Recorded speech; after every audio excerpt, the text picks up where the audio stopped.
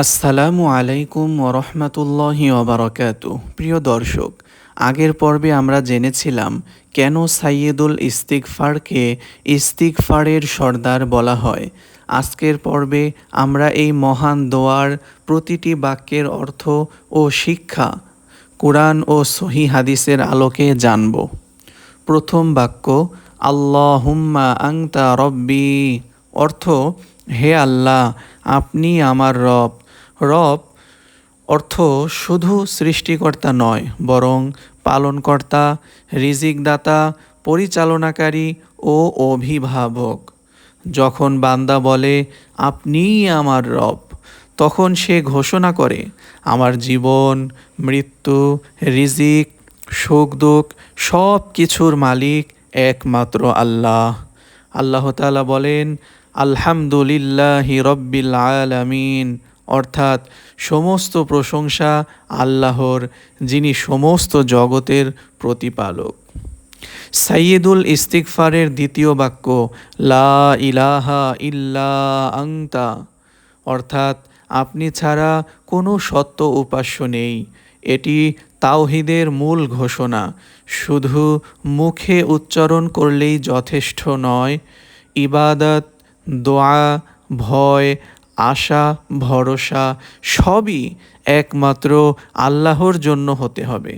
আল্লাহ বলেন ফা'লাম আন্নাহু লা ইলাহা ইল্লাল্লাহু ওয়াস্তাগফির লিযামবিকা, জেনে রাখুন আল্লাহ ছাড়া কোনো সত্য উপাস্য নেই এবং আপনার গুনাহের জন্য ক্ষমা প্রার্থনা করুন। সূরা মুহাম্মদ আয়াত 19। লক্ষ্য করুন, এখানে তাওহীদ ও ইস্তিগফার পাশাপাশি এসেছে। সাইয়্যিদুল ইস্তিগফারের তৃতীয় বাক্য, খলাকতানি ওয়া আনা আবদুকা, অর্থাৎ আপনি আমাকে সৃষ্টি করেছেন এবং আমি আপনার বান্দা। এই বাক্য আমাদের অহংকার ভেঙে দেয়। আমরা নিজের যোগ্যতায় কিছুই অর্জন করিনি। আল্লাহ আমাদের সৃষ্টি করেছেন, জীবন দিয়েছেন, রিজিক দিয়েছেন। বান্দার সবচেয়ে বড় পরিচয় হলো সে আল্লাহর বান্দা। সাইয়্যিদুল ইস্তিগফারের চতুর্থ বাক্য, ওয়া আনা আলা আহদিকা ওয়া ওয়া'দিকা মাস্তাতা'তু, অর্থাৎ আমি আমার সাধ্য অনুযায়ী আপনার অঙ্গীকার ও প্রতিশ্রুতির ওপর অটল আছি। এখানে বান্দা স্বীকার করছে, হে আল্লাহ, আমি দুর্বল, কিন্তু যতটুকু পারি আপনার আদেশ মেনে চলার চেষ্টা তো করছি।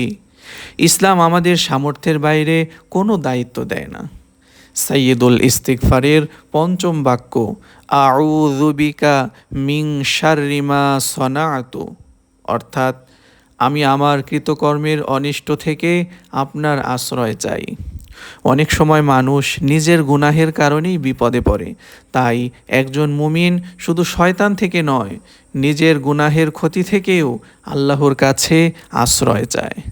সাইয়্যিদুল ইস্তিগফারের ষষ্ঠ বাক্য, আউ আবু উলাকা বিনি'মাতিকা আলাইয়া, অর্থাৎ আমি আপনার নিয়ামতের স্বীকৃতি দিচ্ছি।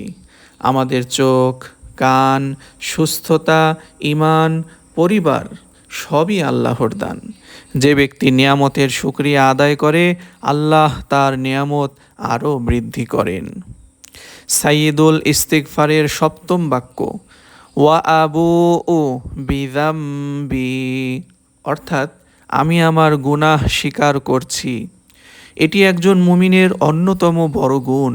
সে নিজের ভুল অন্যের ওপর চাপায় না, বরং আল্লাহর সামনে নিজের অপরাধ স্বীকার করে।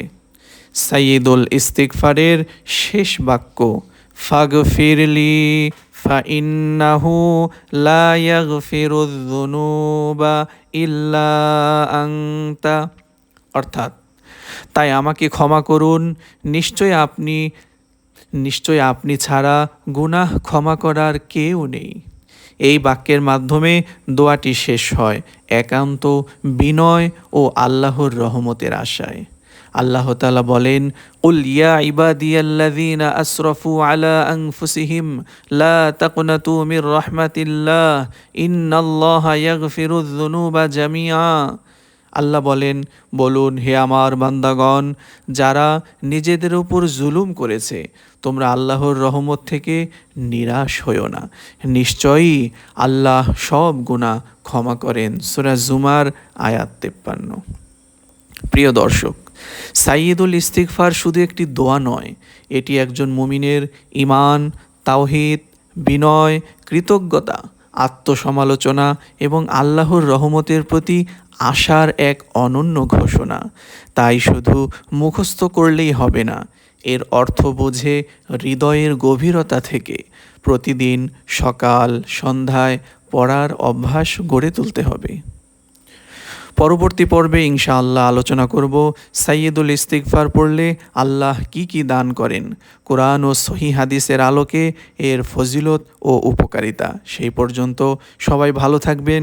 আসসালামু আলাইকুম ওয়া রাহমাতুল্লাহি ওয়া বারাকাতুহু।